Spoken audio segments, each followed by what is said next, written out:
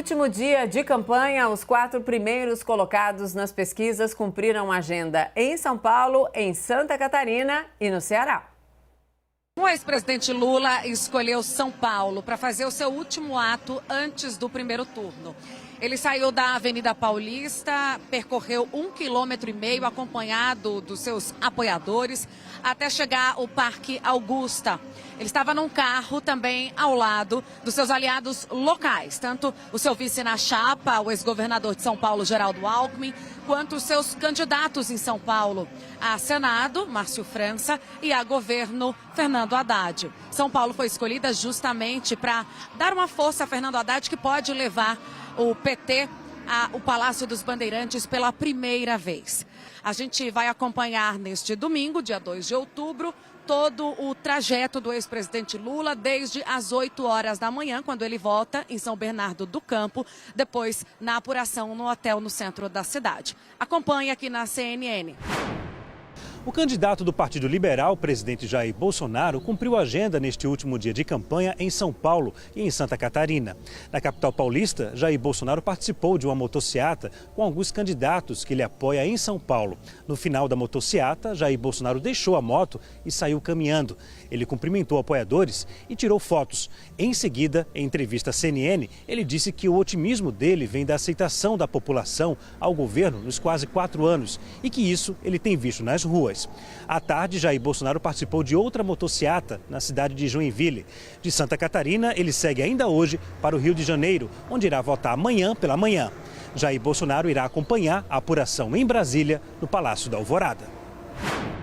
O candidato do PDT, Ciro Gomes, fez uma carreata pelas ruas de Fortaleza hoje à tarde. Ciro deu entrevista e falou sobre vários temas. Em relação à segurança pública, disse que, se eleito, vai transferir a responsabilidade por esta área dos estados para o governo federal. Foi questionado também sobre como combater a corrupção e disse que a melhor forma é dando o exemplo e que encerra a campanha do primeiro turno sem nenhuma acusação de corrupção. A cidade escolhida para encerrar a campanha do primeiro turno tem um forte simbolismo para Ciro Gomes, pois foi no Ceará que o candidato se projetou para a política nacional. Ele já foi prefeito de Fortaleza e governador do estado. E é em Fortaleza que Ciro Gomes vota amanhã. A candidata do MDB, Simone Tebet, participou na manhã deste sábado do encontro de encerramento do primeiro turno na quadra da escola de samba Caprichosos do Piqueri, na zona oeste de São Paulo.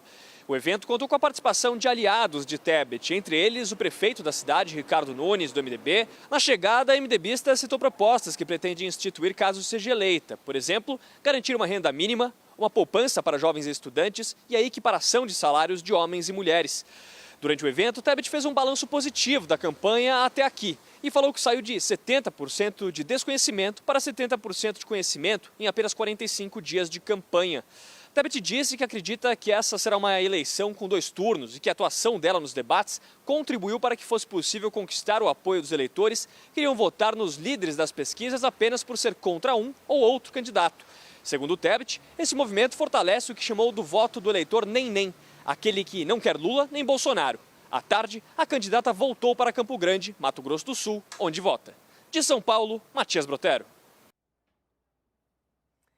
Thaís, não é à toa, né, que Lula, Bolsonaro e Tebet passaram em São Paulo, dedicaram horas preciosas em São Paulo. Também quero repercutir com vocês daqui a pouquinho declarações tanto de Lula quanto de Bolsonaro sobre otimismo contido ou não. Fala, querida. Analisa Sudeste é o definidor, né? Sem dúvida. Ontem a gente até trouxe essa apuração aqui na CNN que dentro da campanha do presidente Jair Bolsonaro teve um certo incômodo por ele decidir ir a Santa Catarina, porque há uma avaliação de que ele deveria ter concentrado nos estados do Sudeste. Ele esteve em Minas na sexta-feira, ontem, foi a São Paulo e esteve também em Santa Catarina. Por quê? Porque São Paulo, Minas e Rio de Janeiro provavelmente são os colégios eleitorais mais importantes nesta reta final da eleição. A gente vê que o candidato Lula tem uma vantagem na região sudeste, mas não é uma vantagem tão expressiva como no Nordeste, por exemplo. E aí, essa concentração das candidaturas em São Paulo. E por que Simone Tebet também concentra em São Paulo? Desde o início da campanha, o QG de Simone Tebet trabalha para que ela cresça bastante em São Paulo, para que ela crescesse muito em São Paulo. Porque havia avaliação de que, crescendo em São Paulo, ela cresceria no restante do país, ela ganharia mais projeção. Então, por isso, Simone Tebet também concentra muito a sua agenda no estado de São Paulo, Mona Lisa. E Ciro, Thaís, antes de passar para o Yuri Pita, foi a escolha correta? Pois é, Ciro foi para o estado dele, um estado importante, que teve uma reviravolta importante. O candidato que ele apoia ao governo, seu candidato ao governo do estado, de acordo com as últimas pesquisas, acabou indo para o 3º lugar. O candidato do PT ocupou a dianteira. Eu nem chequei as últimas de hoje, nem sei se já tem Ceará, Yuri, no IPEC da Datafolha. Ainda não, eu não vi, mas eu também não vi. Ali... Se apareceu, fala. Mas a última, Thaís, só para te dar o dado, a última que tinha visto, o candidato do PT, o Mano de Freitas, e o capitão Wagner, do União Brasil, eram os que estavam liderando, e o Roberto Cláudio, do PDT, estava em 3º lugar. Isso, com até o Mano numericamente à frente do candidato de Bolsonaro no estado. Então, Yuri sempre nos mostrou essa semana como que no Ceará Ciro ganhou a eleição em 18, mas como nesta eleição esse cenário não deve se repetir.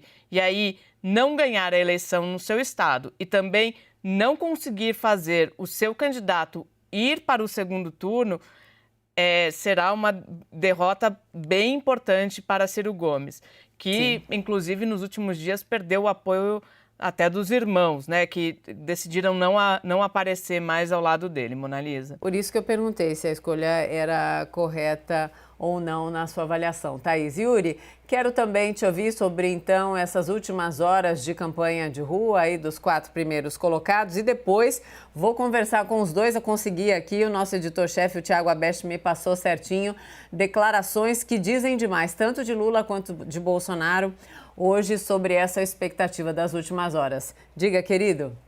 Acho que tem um simbolismo dos dois, tanto Lula quanto Bolsonaro, passarem por São Paulo e em algum momento estarem ao lado dos seus candidatos ao governo estadual, para reforçar não só a campanha nacional com os eleitores de São Paulo. São Paulo responde por 22% mais ou menos do eleitorado, mas justamente para tentar consolidar esse cenário que tanto o Datafolha quanto o IPEC desenharam para a corrida do governo estadual aqui com Fernando Haddad e Tarcísio. Falando de Ciro Gomes e Simone Tebet, para Simone é importante São Paulo porque, de fato, é um eleitorado que estava demandando essa candidatura, nem Lula nem Bolsonaro, e ela abraçou uma agenda que cai muito bem ao eleitor de São Paulo, conciliando questões fiscais, questões de modernização do Estado, com um olhar ainda atento para as questões sociais, que é a pauta do discurso bem típico do que se chamou aqui, do que a imprensa chamou de terceira via. E para Ciro Gomes ir para o Ceará, para o seu estado, o seu reduto político, era fundamental justamente para não perder o que ele tem de melhor, no sentido de mais relevante, que é o seu eleitorado. Ciro Gomes teve 40% dos votos válidos, aproximadamente, na eleição de 2018, em que Bolsonaro foi bem e Fernando Haddad, apesar da derrota nacional, o PT tem ainda muita força no Nordeste, como a gente sabe, como a gente viu em 2018 e está vendo pelos prognósticos agora de 2022. É uma tentativa de tentar segurar os seus eleitores, conter a sangria no seu eleitorado mais fiel ou mais longevo, para que não tenha essa desidratação se refletindo nacionalmente e ele não perca esse posto de terceiro colocado para Simone Tebet, que está nessa trajetória de ascendente desde o início da campanha oficial. Nesse último dia, então, de campanha dos presidenciáveis, 2 declarações aqui, tanto do ex-presidente Lula quanto do presidente Bolsonaro. Quero ouvir vocês dois, Thaís e Yuri. Porque o presidente Bolsonaro falou: o otimismo vem pela aceitação da nossa população. Nunca deixei de estar nas ruas desde que assumi o governo. Não tem preço o que vem acontecendo nos últimos meses dessa campanha. É espontâneo, é de coração e ele fala, esse é o nosso grande legado. Essa frase tem significado, né, Thaís? E de Lula, ele dizendo, eu sou muito esperançoso de que as pessoas compareçam amanhã. Aí tem a ver com o que a gente falava agora há pouco, né? Sobre o medo terrível de uma abstenção grande ali, influenciando no resultado. Eu sou muito esperançoso que essa eleição se defina amanhã também. Se não se definir amanhã, vamos ter, sabe o quê? De fazer que nem um time quando vai para a prorrogação, disse Lula. Descansar 15 minutos e entrar em campo outra vez, Thaís Arbex. Aí continua, mas enfim, declarações que dizem bastante sobre a apreensão ou a expectativa, né, das duas principais campanhas. Mona Lisa, o discurso do presidente Jair Bolsonaro vai muito na linha do que tem sido feito por ele e por seus aliados, de mostrar o que eles chamam de data povo, que são as imagens dos eleitores apoiando. E aí, voltando um pouco na apuração que eu falava sobre Santa Catarina, uma das ideias dessa agenda lá foi a de produzir mais imagens dessa de expressivo apoio, assim como foram as imagens do 7 de setembro. Então, é essa movimentação que o presidente Jair Bolsonaro faz, a de mostrar para os seus eleitores e tentar ampliar esse eleitorado, a despeito das pesquisas mostrarem que ele está numa segunda posição. Em relação a Lula, insistindo na questão das pessoas saírem para votar, para não deixar de votar, porque é o que pode definir a eleição no primeiro turno, segundo o PT, isso está bastante consolidado lá dentro, mas há uma preocupação também, Mona Lisa, dentro do PT, de não encarar uma não vitória em primeiro turno como uma derrota. Sim. E é por isso que há uma convocação até para a Avenida Paulista e tal, teve uma discussão sobre isso, para que não se dê o discurso de derrota se a eleição for para um segundo turno. Então, os dois fazendo exatamente aquilo que a gente tem visto nos últimos dias como o mais preponderante das duas campanhas. E você, Yuri Pita, para as declarações ali e o que está implícito e explícito nas palavras, eu achei que eles foram bem diretos. E você?